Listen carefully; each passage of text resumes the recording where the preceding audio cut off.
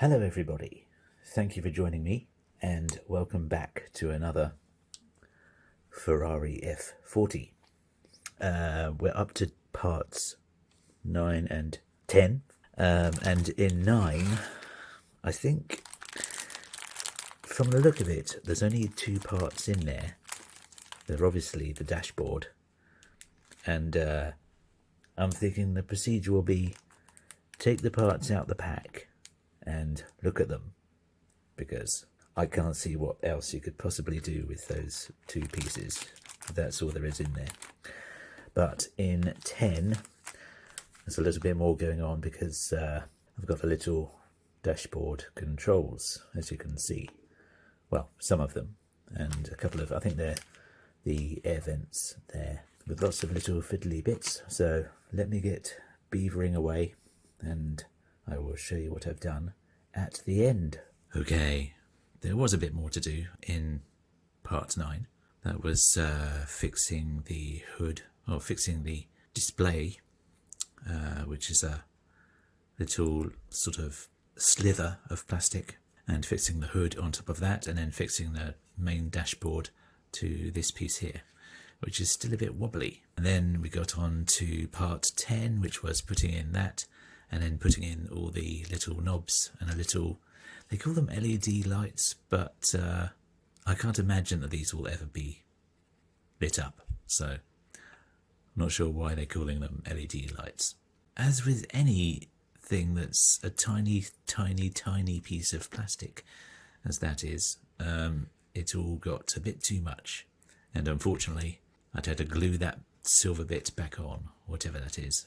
So let's pretend that's a switch that needs to be switched up and down, because I've super glued it back on, because if you try and push it in directly where you're not putting too much pressure on the strength of it, so obviously logically if you push down on anything that's really tiny and thin, it's going to maintain its structure, but if you do that, that hurt like hell. So I couldn't do it that way.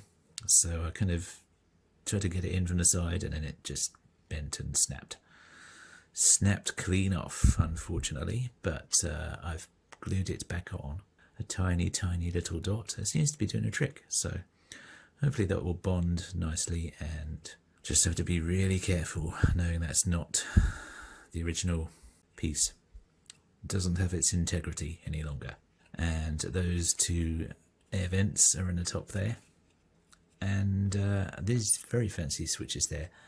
Now I've got really good close range vision, but I can't read for the life of me what it says on those, so maybe my camera can.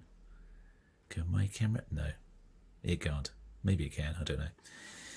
Maybe if you've got a big monitor it can. Anyway, that was parts 9 and 10. I've had a nice time, even with that snapping off. But there is one small problem. See that instruction there? Do you see where those arrows are pointing? They're pointed to those 2 pillars there. Do we have any argument that that's what they're pointing to? Okay, now remember that, because that's what they're pointing to. You see?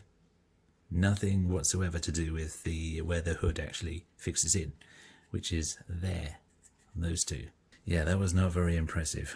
But anyway, I worked it out. We're stumbling a little bit with the instructions here, but regardless, it wasn't that bad. Could have been worse. Could have been a GT40. But I'm not supposed to be mentioning that again. Hope you've enjoyed watching. I would say watching my struggles, but it wasn't much of a struggle apart from that silver bit which snapped off and has now been repaired. I never liked working with pieces of plastic that are that tiny, but other than that, it's been very nice. So, with that being said, I will see you next time.